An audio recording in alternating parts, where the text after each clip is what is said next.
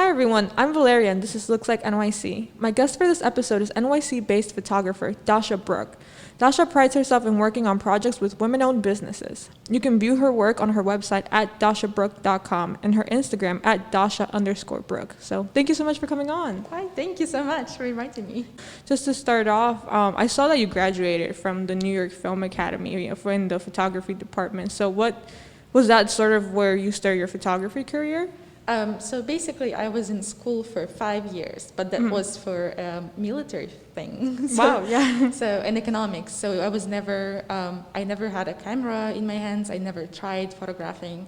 And then I moved to New York City, and it was such a coincidence that I went to New York Film Academy because I was going to get some courses for like English. Okay. And I called them, and they're like, why do you need that? Like, you speak English, so just check out our photography department. So, and somehow I went there for just, 2 months? It was just 2 months. And I graduated, and I was overwhelmed, because basically it's like 1 year of, skills just put together in like 4 weeks. Oh, okay. Not 4, a little more, 8 weeks. So when I graduated, I was like, I don't even know how to photograph. But then quarantine hit, and I took like 1 million online courses, and after a year of starting photography, here we are. Yeah, so that's what I was gonna ask, since how long you've been working in photography, but I see like you graduated like very recently, like not like a year or like a year and a half ago. So yeah, like how did that start? So like like you said that you wanted to join for like English classes, but was photography always something that you wanted to get into? No, I wanted to say that, but no, I was always interested in art, and somehow, I'm really saying it's just a huge coincidence. I got camera as a gift, so I was like, oh, maybe I should go try photography, and I realized that is something I was looking for in my life, and that is something that heals me, that brings me joy, and something that I can, express myself in.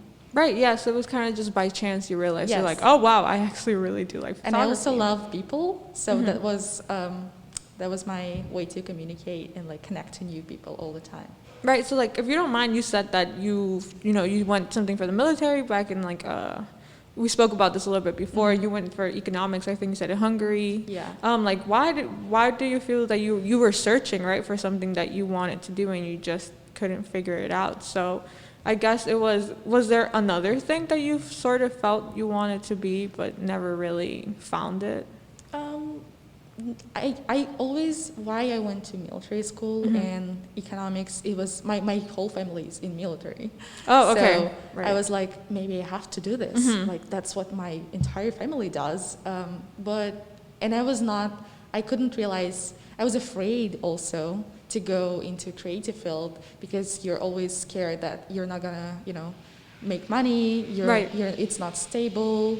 And it's scary, so I never even thought about that. But then I saw a lot of inspiring people when I started school, New York Film Academy, and that's basically what made me move further with this. Right, yeah, that's interesting that it was just like you went to school by chance. Like you received that camera by chance, you went to school by chance, and then you were like, oh wow, I found it. You found it by chance. Like a lot of people that I've had on, they've been like, oh, since I was like a teenager or even before, I knew this was something I wanted to go in, and you were like, I just found out, like I just started. Yeah, so I think that's really interesting. And since you've only been working for like a year, you already have like a couple things under your belt. Is that because you've been focused on working a lot like with like businesses? Yes. So I started, of course, with photographing my friends, and I would just set up 2 soft boxes with even light, which you should never do, apparently, at the beginning. But then when I started taking lots of online courses and learning more and more, by the end of lockdown, when we could go like out hard again, lockdown, yes, and photograph, I knew what I wanted to do and like what techniques I want to use. I connected to a team. Like I found my team. Really, I started working in summer 2020. Right. And I found my first clients because when you cannot go out, you start product photography because that's the only thing you can do. They can send you things. I started with that, and I just realized that I just genuinely love working with women-run businesses because I really want to see them grow. I really enjoy that they start growing with me, that I'm the first investment that they made in their imagery for their websites. And it's so inspiring. And I also feel like I can push the industry from my, small point. Right. I can push the industry too, and I can, tell my clients, like, we can choose this model instead of this model because, that'd be great to include someone who has not been included before. Right. Since it's like a small brand, your input weighs a lot more than it would for like a bigger brand, and you feel like you can make a difference by putting your input in. Yeah, like that's interesting. Yeah. So like, how do you pitch yourself to these like small brands? Did you like just reach out to them yourself, or did they like reach out to you? They reached out to me. Oh, okay. So I feel like it's important for a beginner photography, because when we start photography, we all want to make money right away, right. And we need to eat and stuff. But what you need to focus on in the beginning is doing a lot of editorial work, or make your, beauty photography the way that you would make it for your client.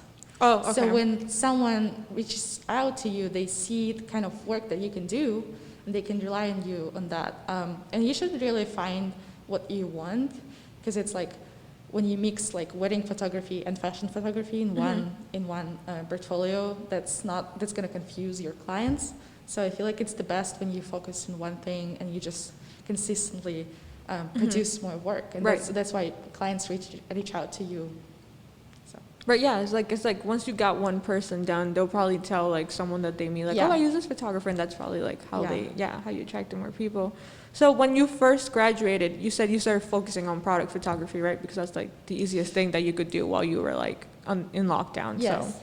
So like those brands, how did you find those brands? Were those the ones that reached out to you, or did you reach out to them? There are some first clients, I found them on freelancer platforms. Okay. Like, can I say the names? Yeah. Like Upwork, Fiverr. Okay. And that at that point, I had to really look it up every like couple of hours, see if there are new jobs appearing. I did email to some brands.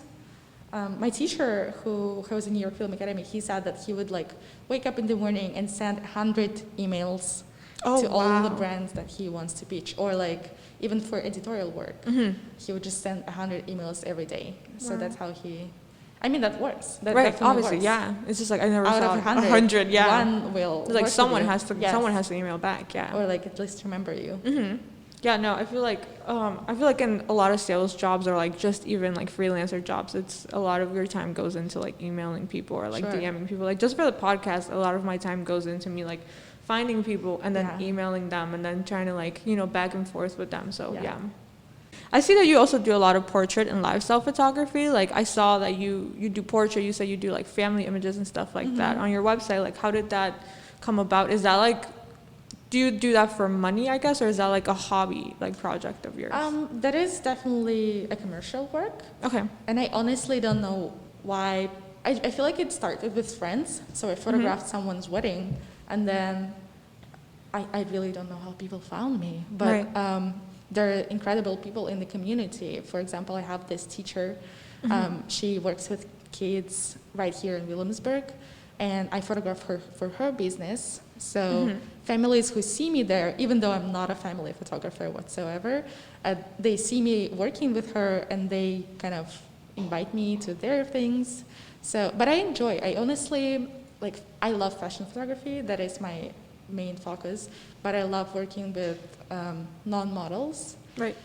Because things like family photography, weddings, portraits, or street photography, that's what, I don't know, it kind of wakes you up.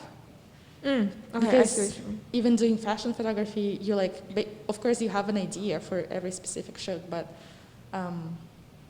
the genuine feelings of people and like how different they are in terms of being confident or not confident in front of the camera, it just brings you so much, I don't know, memories, joy. Right. Like it's like the emotional interaction of like talking to them and getting to know everyone, and like I feel like especially for weddings, like it must be exciting, especially to like help them out on like their day or stuff like that. It must be. Weddings are definitely, they are so stressful.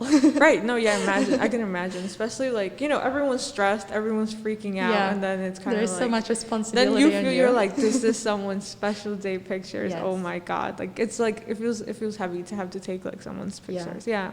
That's why, like, I feel like the same thing goes for a lot of like makeup artists, like especially like bridal makeup artists. It's Sure. like, you have to do this right. This is Yeah. someone's wedding. Yeah. So I feel like there's a lot of pressure to like Yeah. get things right. So if I do like personal photography, that's more like a rare thing that I do.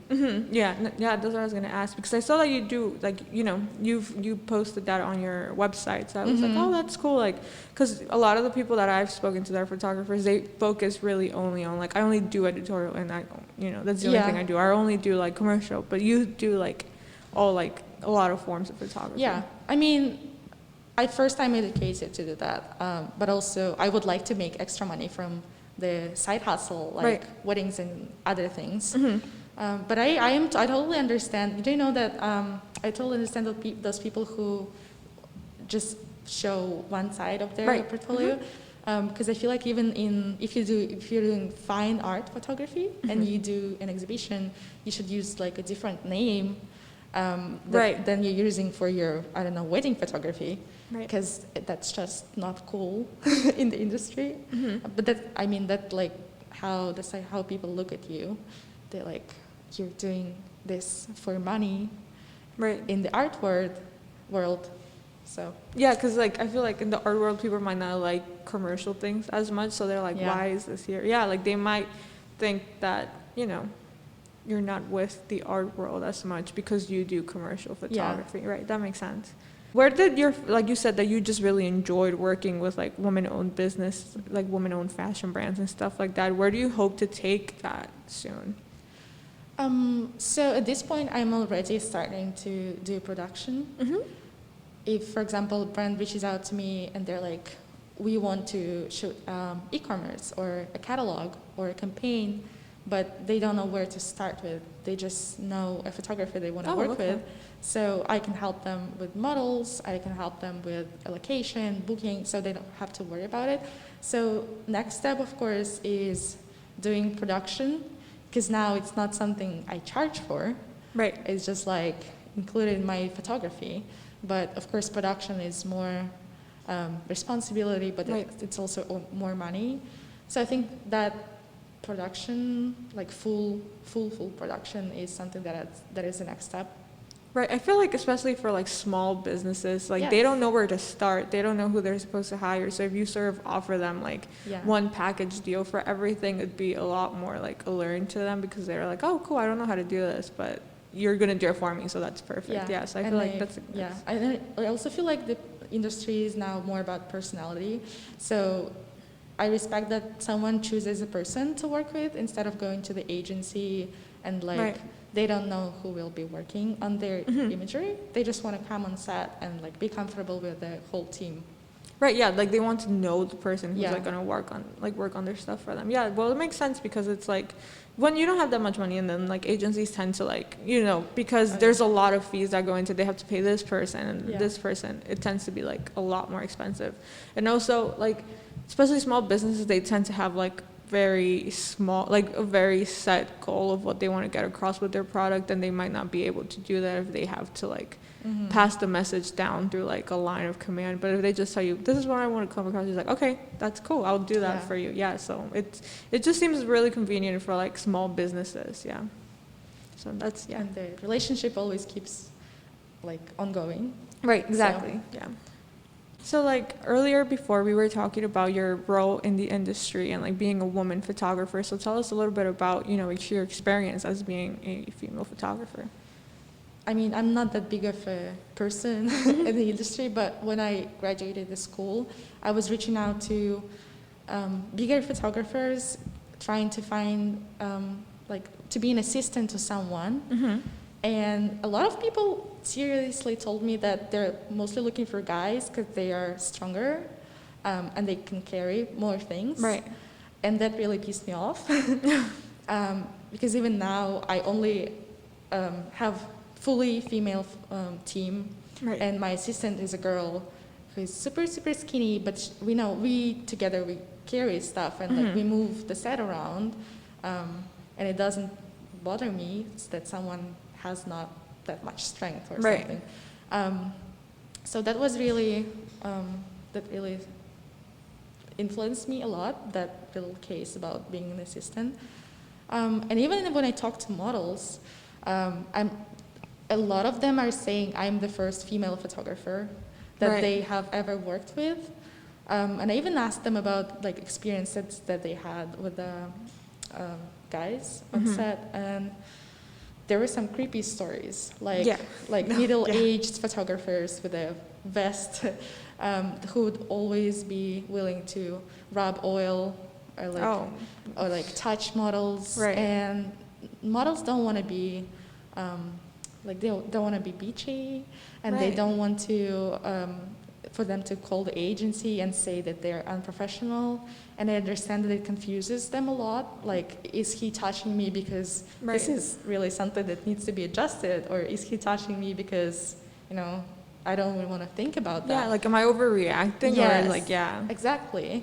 So I feel like even for businesses I work with and for models, I just enjoy that comfort that everyone has on set. Right, yeah. Because it's just women, and we just don't worry about those things. Right.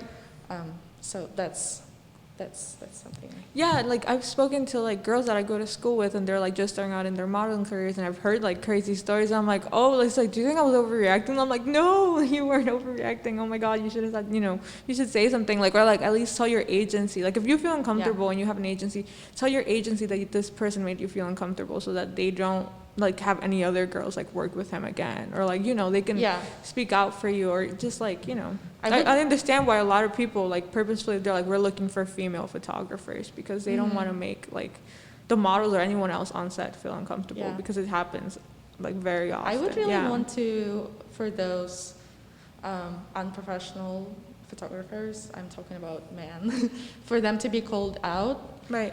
So people wouldn't bring them to a female model. So that's I mean, I would love to do that, like to make a change in the industry, because that's really what's bothering me. Because I would want to respect, because model is something that is the most important part of your shoot, basically, along with the other team members. But models is what is on the picture, right? Yeah. And they do it like so many times a week, and I want them to be comfortable. Right. Yeah. And it's like, and they're kind of in a position where they are the most targeted person, because it's like everyone's sort of like touching them, everyone's like putting things on them, and then especially since there's so many people who want to become models, people have to fight over these opportunities a lot. I feel like a lot more than like other people do. So like a lot of like established photographers take advantage of like, especially these are like really young girls. People didn't realize these are like 17-year-old, 18-year-old girls who are coming from like other places to the city. They have no idea what's going on. They're trying to like eat, and then these like grown ass like photographers are like, oh, if you do this, like, creepy. oh yeah, and it's like, what is wrong with you? Yeah, but. Like a page that I follow, like Should Model Management on Instagram, I don't know if you heard it. They released a couple years back like a blacklist of like just professionals who girls have like called, like anyone who's like, oh, I don't like their attitude, or like I don't like it's like a blacklist of like people who've had like inappropriate work ethics and stuff like that. And when they first released that blacklist, I think they released it on their website, they started getting like death threats to like take it down from like people who were like, I'm on the list, like this isn't true, like I'm gonna sue you, this and that. But a lot of people on the list are like really established people, and it's terrifying because the list it's so long. Like now you can find it on Tumblr, and it's like you just keep scrolling, and it's like, oh my God, that's crazy, right? I can easily believe that. Yeah. Did female photographers ever assault models? I don't think so. I've never heard that, but also most photographers are male. Yeah. So that's also kind of like a thing of like, I was like, oh, but I'm sure like what photographers do is like, yes, but there's only like two. Like, it's like, but that's never, it's like, no one ever talks about that because they've never worked with a female photographer, because most photographers are male anyways.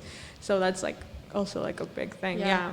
I do know female photographers, but a lot of them are like they can't go like high in the industry because even the first steps when you cannot find a job to be an assistant, like you cannot learn from a professional Right, yeah. just because you're physically weak. Yeah, it's like it also feels like such a bullshit excuse of like, no, I don't want a female assistant because it's not like they can't carry stuff. It's like, is that really the reason, or is that you know what I mean? It's like, is that just your way of getting out of like having a female assistant? Yeah. Like, or it just feels like a lot of the they always make up excuses, but they're always like stupid. Like that makes no sense. Just say it with your chest that you don't want to work with a woman. You know what I mean? So I understand where you're coming from, and that's why I feel like that's a really good motivation to be like a photographer of like, I want to feel these like models feel comfortable.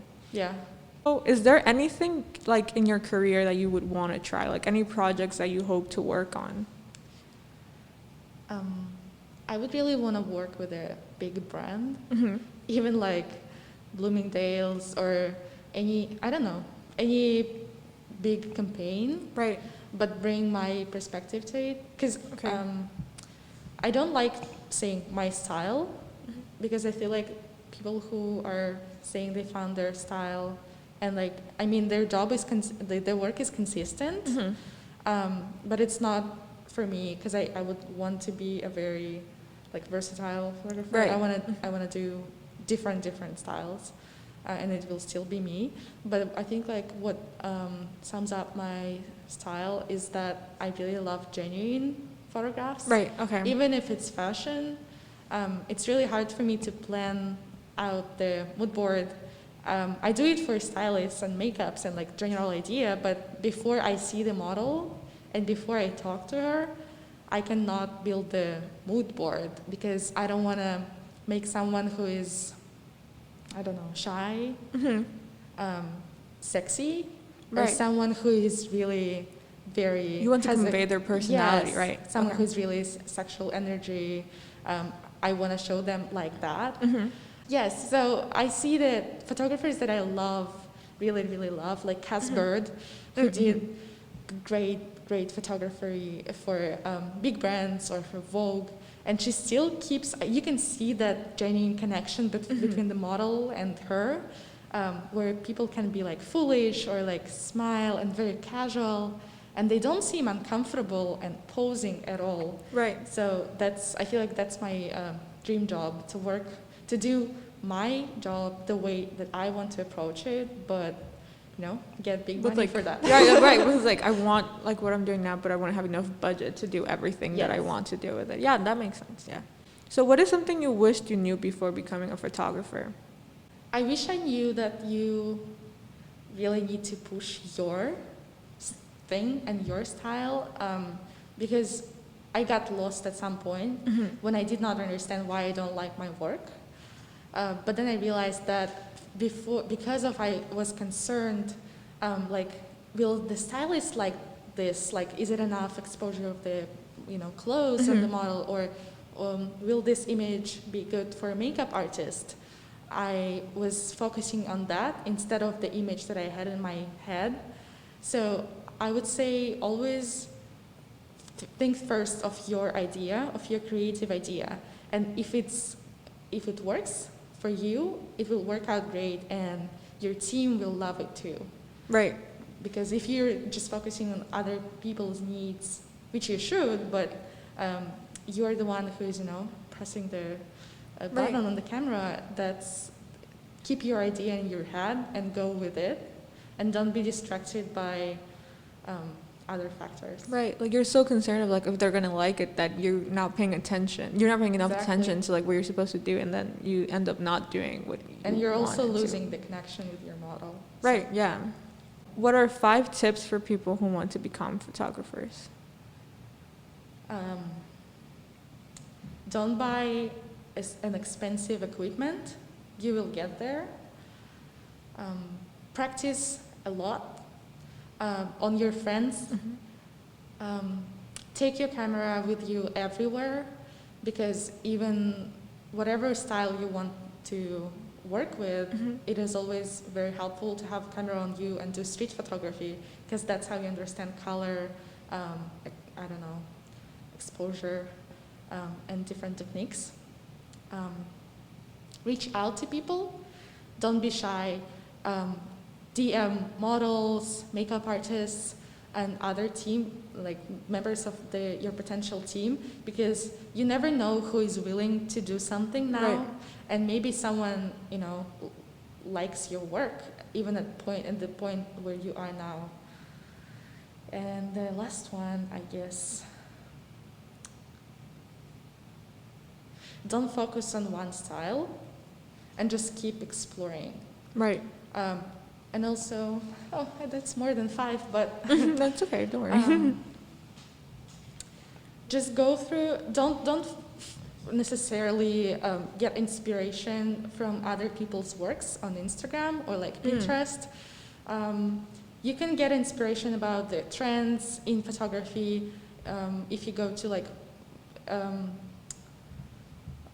production agency like Art and Commerce, and you can see what is the trend now. Like now the trend is collage, and like implementing things into your photography. So get inspiration from there, but also don't copy other people's works, but instead get inspired by paintings, by movies, and that's where you can copy the colors from, but not copy other people's work. Right, like don't replicate it exactly. Yes. Take a little piece of inspiration, but then sort of do something with that. Right. Thank you, Dasha, for coming on. Thank you. I'm really glad that you're doing this, and I was really inspired by the things that are already on your Instagram, and I'm sure you'll grow this podcast to something great for people in the industry and outside of it. Oh, thank you. But just as a reminder, you can view her work on her website, dashabrook.com, and her Instagram, @Dasha_Brook.